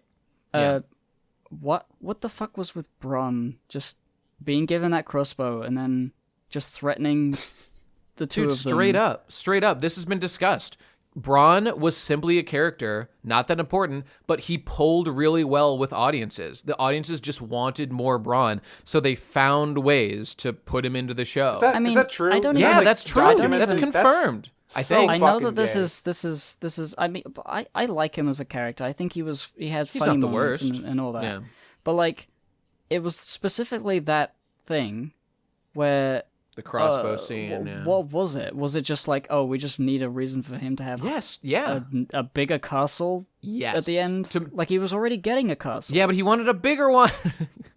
I mean, I would too. Was it just so that he wouldn't be in King's Landing when the dragon hit? Like, what is the man? He needs a bigger castle for all those coins. He can be given that. Fucking skimming off the top. As they wanted a scene where Bronn could go talk to Tyrion, and probably Jaime too, because he knows them both, because he helped fucking what's his face train. Which incidentally I do not believe he did in the books, but whatever, who cares? Like, they just wanted more scene, like, a scene of you being funny with Tyrion, a scene of you being funny with Jaime. We like you, audience likes you, Funko Pop sales, etc., etc. I mean, it wasn't that funny. You just had a crossbow. No, it wasn't funny. And he said, "I'm gonna kill you." It's horrible. It's like, Well, rude. That's basically how they react. Any jokery in that scene, like, sure, some jokes existed, I guess, but it's so overshadowed by how forced his inclusion just feels in that situation and in that scene. I'm like, I can't look past this. How did he get in there? I don't know. With a fucking Joffrey Lannister crossbow under his arm. Isn't this like, guy? What are you gonna do with that? Isn't this guy? Okay, remember when he would not fight the Mountain? Because like, why risk it? Like, why risk pissing off? Why risk death fighting the Mountain, who he probably could not beat anyway? Like for Tyrion, who's just his friend, he said no to that request. And then Cersei comes to him and is like, "Hey, Bronn, like, murder your friends." And he's like, "Now that sounds like a reasonable bargain, ma'am. I am on it." I mean, I guess if she was like gonna murder him if he wouldn't do it, like, okay, go make like an attempt or something. But I don't think that was the situation. Realizing, wasn't Bronn like the captain of the Kingsguard at the time? Like the captain. He was head of the watch of the city watch. Well, yeah, the head of the city watch, Bronn. Yeah. Just waltzes into Winterfell. He's a sneaky the boy. Enemy. He's a sneaky guy. But he has a big crossbow that's very, very elaborate. I don't know. He Dark Souls dodge rolled, iframed into the avoided all the hits. Yeah. Once he got to the door, he opens the door. They couldn't hear him anymore. That's correct. The animation like started. When you're in the Undead Parish, you do that like clipping thing near the blacksmith and like changes the camera angle. You just sneak into Sen's fortress without exactly. That's what Bronn did. That's what Bronn did. He is a very meta character. So yeah, fair enough. Well. What a day! What a 10 years! Yep. I mean, I'm overall, like I said in my video I made, I'm very thankful for Game of Thrones, the show, and the books. But we're talking about the show. It's been a big plus in my life. Gave me a lot of shit to talk about and enjoy. So I really, even the last season just by itself. Like, I loved the sequence. Okay, frankly, I thought the emotions were a little overdone, but the sequence of Daenerys going crazy on its own, I was like, I'm into this. I'm enjoying this quite a bit. This is fucked up. I like the like nuke. They really made the nuke parody or like the metaphor hit home with the ash flying everywhere and everybody dead. And it was pretty cool. Like when Daenerys had her psychic vision of the future and she saw the Iron Throne covered in ash back in like season 2 or whatever. And that's what the city looked like when this was going down. It's like, ooh. So that's a prophecy that they did justice to, I thought. Pretty cool. So my point is like, just like I do with the podcast, I'm very critical of things that I perceive as negative, but there's a lot to like here. And overall, I'd say I'm a big fan. I mean, the actors, the set designers, everybody but the writers did a fucking great job this entire season. Yes. Although, amen to that. If the actor who played Bronn had committed ritual suicide so as to stop coming into the fucking show and doing these scenes, I would have respected him. I would have appreciated that. But I get it. When someone gives you an opportunity to be in Game of Thrones, you're like, hey, man, I'm going to do it. And I'll let the showrunners figure out which scenes are good or bad to cut. So shout out to Kit Harington for saying she's my queen and getting $100 billion every episode for saying like one line and staring off into the distance. That's my she's my queen employment goals. I just can't do anything. John, I have one bone to pick with She's My John Queen, killing though. Daenerys. I'm watching these fucking videos of people being like, man, the last episode of Game of Thrones was super fucking gay. And I'm like, agreed, continue video. Yeah, and then they're like, that scene with Jon and Tyrion in the fucking prison. Oh, this. And talking about how like he can't admit to himself that Dany's bad. How stupid is Jon? Dude, like, the moral police come out. That has it's so nothing hard to do. Jon clearly knows it's a problem. He's known it's a problem since they start attacking in the last episode, and he stops his troops from raping and pillaging. He starts to think because by admitting it to Tyrion, and then he murders her anyway. So like, what's the problem? Well, it's because like, he wasn't pure fast enough. He wasn't with everyone's team fast enough, guys. He had to think it now. What was really going on in that scene is that as soon as he admits if he admits that to himself, he has to take responsibility for his part in that disaster because everyone wanted him to be king. He said no. He believed in Daenerys and it blew up in his face. So it is partially his fault for not stopping it when he could. Yeah, so for sure. to admit that Danny was bad means that he that blood is on his hands. I mean, plus, and that's why he doesn't want to fucking say it. Read between the lines, you fucking Neanderthals. And all the scenes of John, during the Holocaust or whatever, the city, when his own troops are fucking raping and pillaging the place and shit, and he kills one of his own men who's raping a girl or whatever. Pretty fucked up. Honestly, I don't think I don't think the punishment for rape should be death, and yet John does it. I'm like, okay, there's a little bit of moral ambiguity coming in here now. Wow, this is pretty fucked up. Well, and see, John at that moment realizes, oh, we are I am the villain. I am a villain right now, leading this army of invaders. It's strange though. I mean, with modern sensibilities, rape being death penalty, people will be like, yeah, I just accept that guy was a bad guy. I don't in the heat of the moment, I don't blame John for doing it. Medieval war. Yeah. It was normal and expected that if you sack a town, your soldiers, they've been away from their wives for a while. Maybe they don't have wives. They'll just steal a woman and bring her home. Dude, people are not cool with historical fact. No. They But Game of Thrones was always, they had, a lot of it steered away from that kind of. I mean, Daenerys outlawed raping from the Dothraki, right? Even throughout most of the show, though, John, like his father Ned, were kind of taking a bit higher of a moral high ground than that. Yeah. So I don't think it's out of character for him to think destroying a surrendered city and killing innocent people in the streets is not cool with John. I think that's I totally think it's in character. Definitely. Totally in character for John. It's just I mean, it's the audience that I'm criticizing on this particular issue. Okay. People shouldn't be I saw a little bit of this too, and I heard talk about it somewhere. The fact that John wasn't instantly okay, yes. Well, I mean, okay, just for example, the United States dropped nukes on Japan. Again, it's a complicated issue. I'm not going to get into it much. I'm just saying, okay, that happened. Innocent, many millions or at least hundreds of thousands of innocent people died. Okay, that's fucked up. But this one argument is that it ended the war, so less people died. Now, is that the motivation of the people who did it? Maybe not.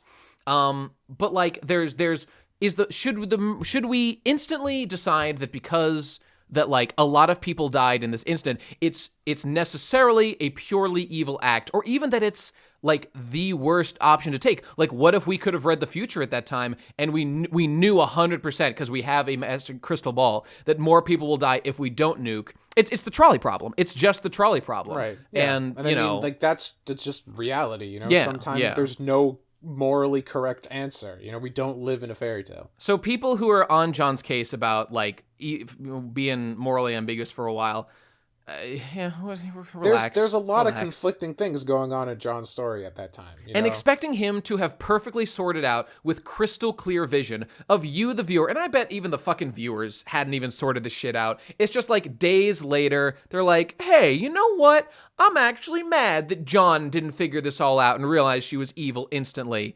I don't know. How many people have someone close to them do something bad, and your first instinct is not that, oh, you're right, it's time to disavow, hardcore, what my brother... It's really just that he said, even in that scene, it was very obvious that he said it out loud, and he clearly didn't feel right saying it out loud. She's my queen. He didn't feel... Yeah, you can see in his face, he agrees with Tyrion. He's clearly in denial, and he's just saying it because he has to. That this was bad. It's not like he was seriously saying she did nothing wrong. It was to admit that meant huge consequences. It was because the then same Tyrion's day, right, and he God has damn to. It. Yeah, it's just you gotta learn body language, people. Dumb that people are nitpicking this. Anyone who doesn't get this is committing a severe lapse in empathy for Jon Snow's position, and by the fact that he later that very fucking day, he murdered her himself. He took responsibility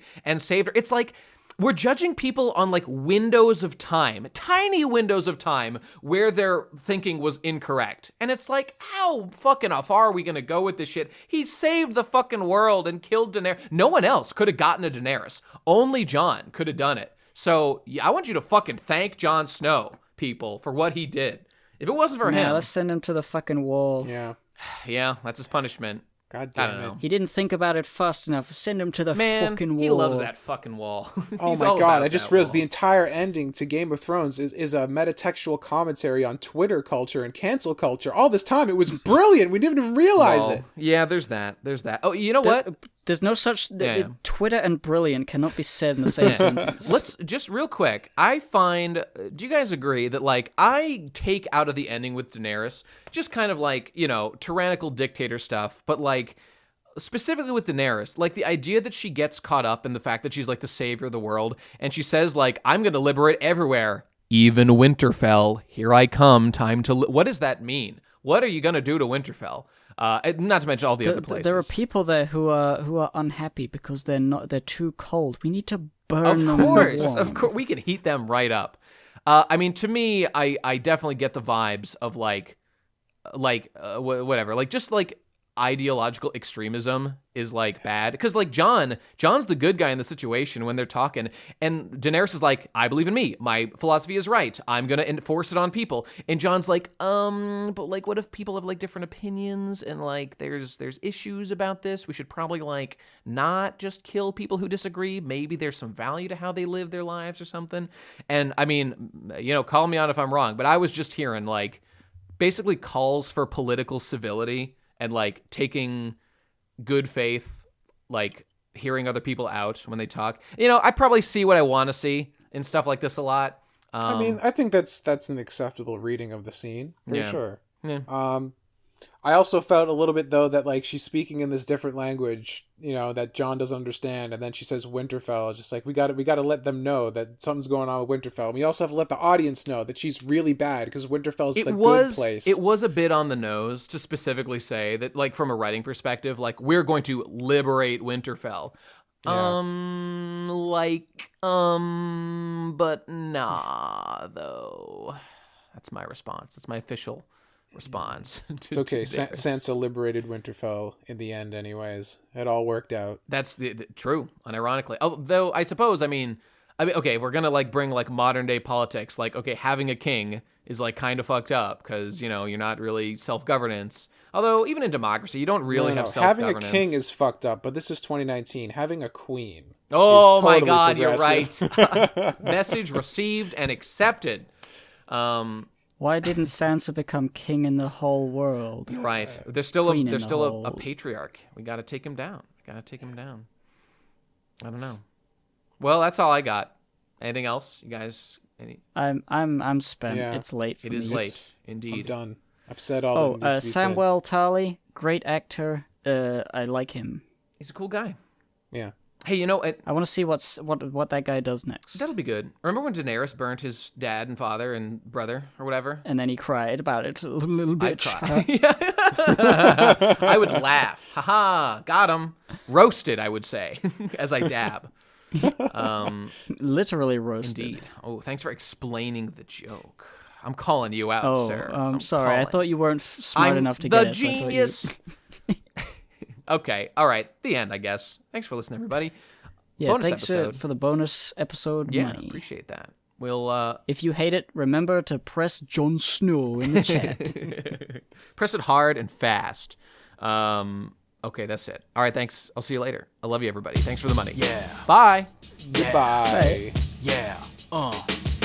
I'm supposed to